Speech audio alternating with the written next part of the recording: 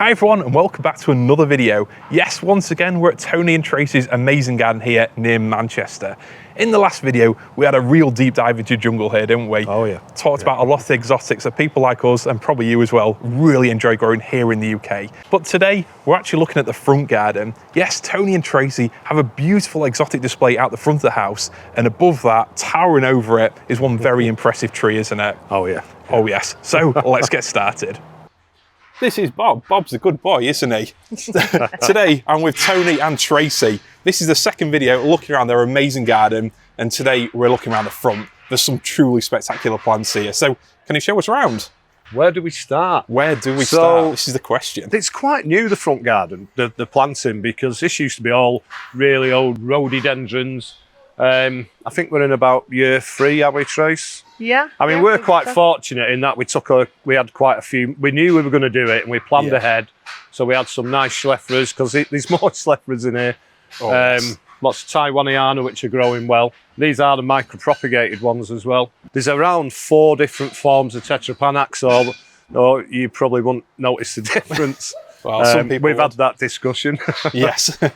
No, there's a lot of amazing plants here, and for people who are coming on your open day, this is what greets you when you first come in. I know I forgot which number you lived at. I pulled level of your driveway, looked in and thought, I'm at the right place here. Yeah. There's so many amazing exotics. Yeah, there's a nice polycarpa, which I think most people, just on the corner over here, which most people see as soon as they walk in. Yeah. That's your polycarpa. Bit of noise from the scaffolders today, but we'll keep going on regardless. So a lot of beautiful evergreens, a lot of big summer leaves, but Tracey, you've got a favourite round here, haven't you? Yeah, this is my baby. Yes. The Gunneras, my absolute babies. I'm with you on that one. That is an amazing plant. Just go stand next to it, just for a bit of scale. Wow, I mean, just those leaves are huge, aren't they? Yeah, absolutely. That really is amazing. Lots and lots of water. Yes. Tons of water. Tons of food.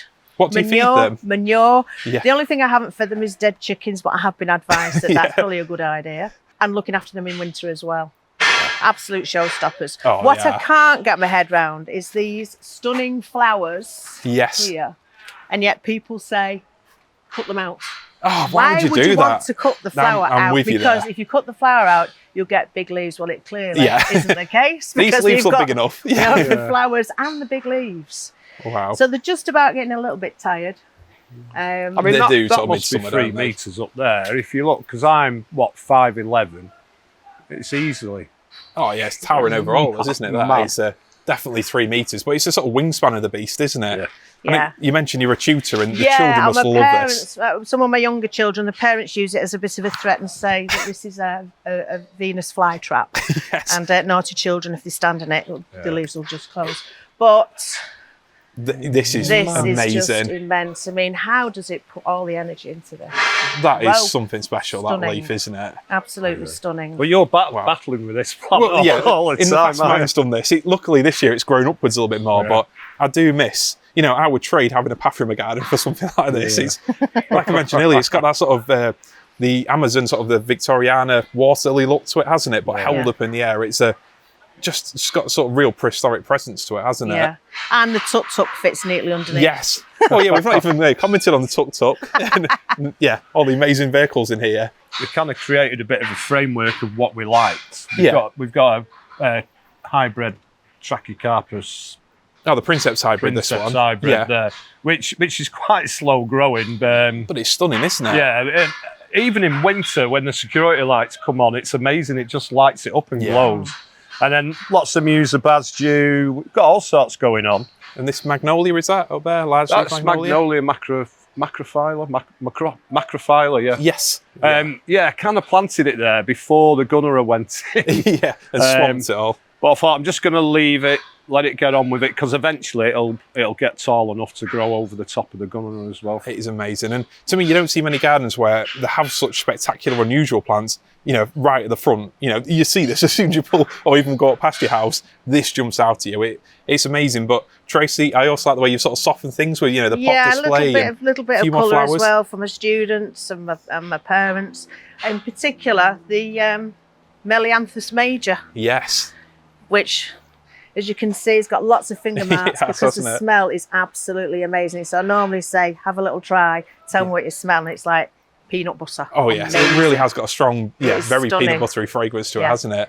Yeah. We've got cannas, we've got Rebecchias, we've got euphorbias, lots of, really colourful plants, and I've got to say they do sort of balance out the, really over-the-top exotics really nicely, don't they? Yeah. And you shouldn't dismiss these plants because, no. because they don't fall into that category of a tropical or jungle plant.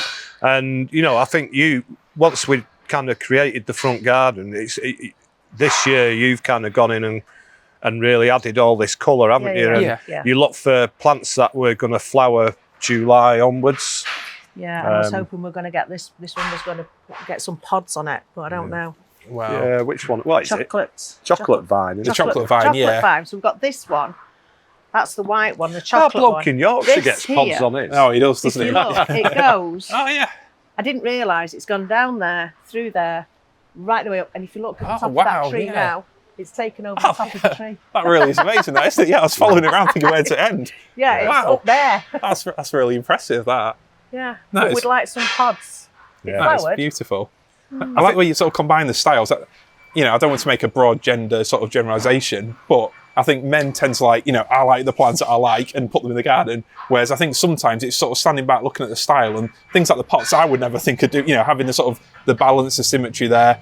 It gives a nice sort of foil to the more sort of ridiculous in your face plants that, I enjoy. Yeah, there's definitely symmetry there because even down to the hanging baskets, it has to be symmetrical. Oh, yeah. No, absolutely. I can see your design touch has gone into it. But I am quite happy to let Trace just... do her thing where needed. Wow. I think one of the plants, we'd never mention it and there's one in the back garden that made a big difference in the early days of this border was that euphorbia at the back, the John Phillips. Yeah. Oh yeah, I can see it there. Yeah. Oh, it's like what an incredible plant that is. If it just filled that space. And it transformed this bed, didn't it? Yeah, and now I've got euphorbia-itis because I'm now collecting them. So we've got one down here. Yeah, they're beautiful plants, and we've aren't they? got a few over there, different types. And there'll be more to come, I'm sure. Stunning. Well, that's a relatively new area, that. Just a random collection of Barindas have happened to pick up. But again, we've got Barindas. Some more bamboo, yeah. I mean, this one was one that took ages to get. And it's doing quite well. And I have got Chusquea gigantea at the back. I know a lot of people are growing that because there's seedlings. Oh, the new generation of them. Yeah, you can see. Yeah, And again, look at this. Yeah, it's amazing, isn't it? Just how I guess a lot of iridescence, isn't it? Pearlescent, real sheen to the culm sheaths there. Yeah, I would never ever. I mean, it's so tempting to go up and pull them all off to tidy it up, but I think that just looks amazing. Oh, absolutely. Exactly. It's something you wouldn't necessarily plan for, but when you see it, it just looks, just stunning, doesn't it? And really prolongs that season of interest, doesn't it, even further? So we look back through some old photos, and this is 18 months in, this section here. Yeah. This was the dumping ground for all the rest of the garden as we cleared it. Right, okay. And then it was February 24. It was just a blank canvas, this. So looking at where we're at now, we're getting there.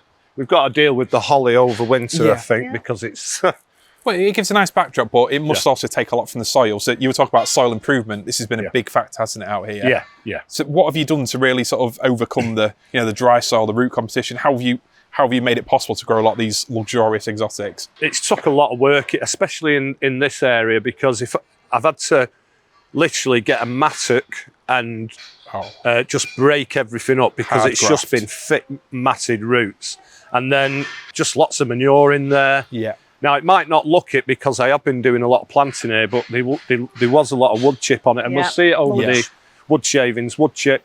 You'll see it over the other side of the garden. And then when we get the leaf blower out, we just blow all the leaf rubbish onto it as well. Yeah, let it all rot down. And it really adds that sort of structure and fertility to the soil, doesn't it? But what I'm finding is in areas like under here, if I move all that leaf rubbish out now, I can just get me troweling. Yeah. That was impossible. Beautiful, friable soil that, takes a lot of work, but it's absolutely worth it.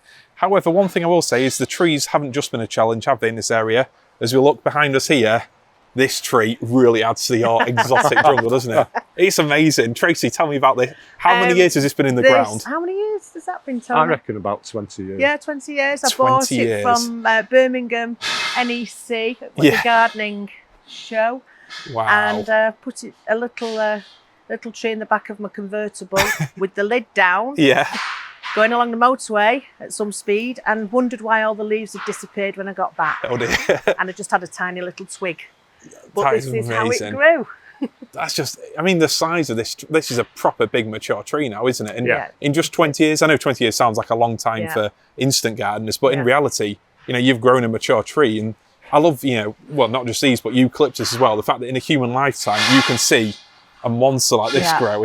You must be so proud looking out the window and seeing something like this. I mean, it's stunning now. In spring, it's got the most amazing blossom. Yeah. Like a foxglove, hence its common name, the foxglove tree. It's absolutely amazing.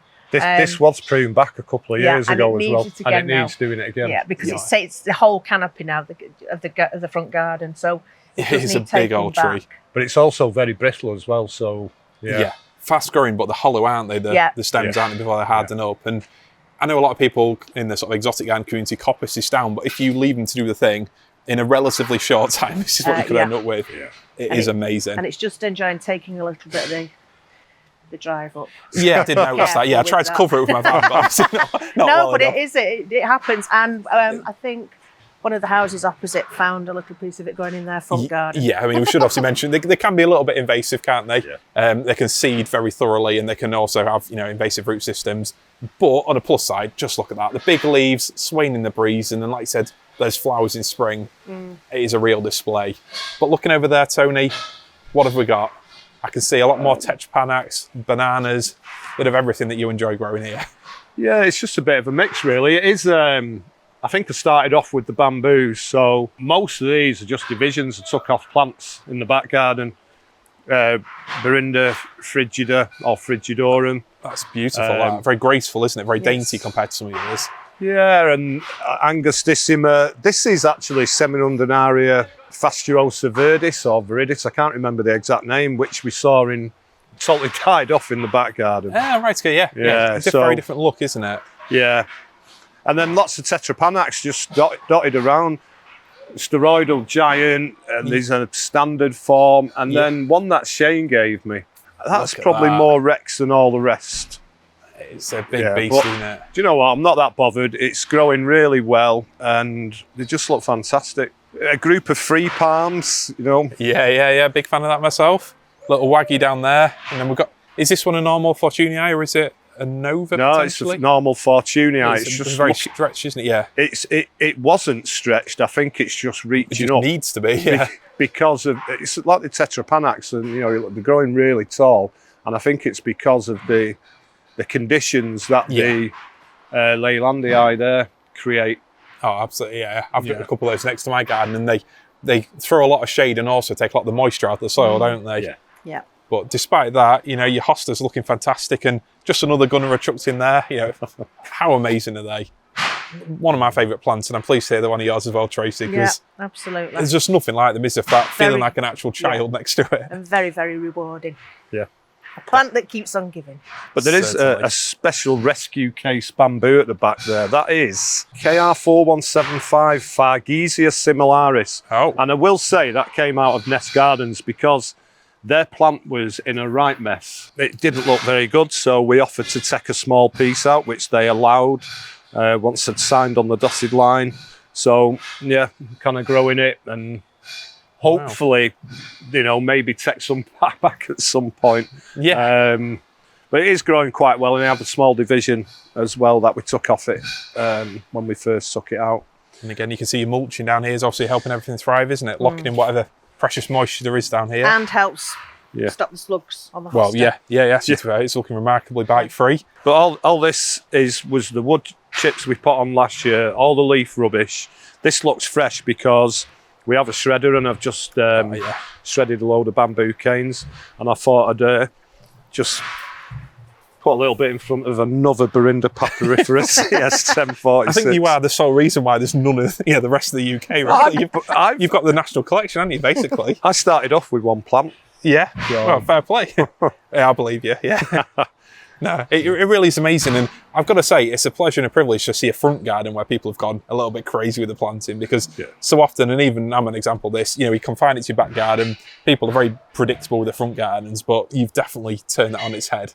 And, you know, having that initial tree there planted 20 years ago, I mean, zooming forward to now, like you wouldn't want a better or a different tree there, would you? That is just looks right at home. And like I said, I knew as soon as I pulled up, without seeing the house number, I was at the right place. And hopefully everyone who comes to your open days, details of which are in the description below, will also enjoy some of the amazing plants you've got here. But it's not just the plants that are growing, you've also got some for sale, haven't you? Oh, Do you want to give us a quick sneak peek of some of the plants? Yeah. Just a small selection. We're in a bit of a mess at the moment because we are a week away. My channel. So we've got plants scattered everywhere, but pretty much all this lot came from, not these, but there are 2 boxes of plants that came from Knowbridge Nurseries. Oh, they've kindly donated some. And then we're going to DB Nurseries in Hyde at some point next week, and he said bring a trailer. Excellent. So there's going to be a lot more plants coming in, and obviously your main propagation area is the other side of there near the chickens, isn't it? So yeah, I've got a lot of steroidal giant, Tetrapanax steroidal giant. Fantastic. We've got lots of begonias, grandis.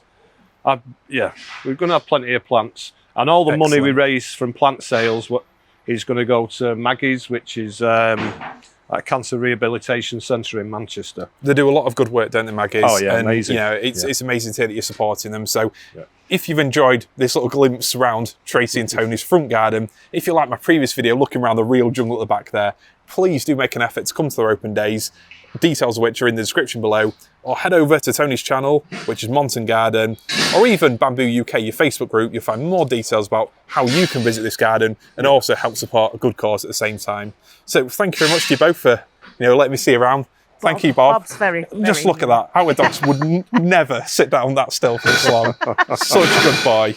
But no, it really is amazing. I've enjoyed my day here, and I hope everyone who comes to your open day has a great chat with you too. So thank you very much, guys, and we'll see you later. Thank you. Thank you.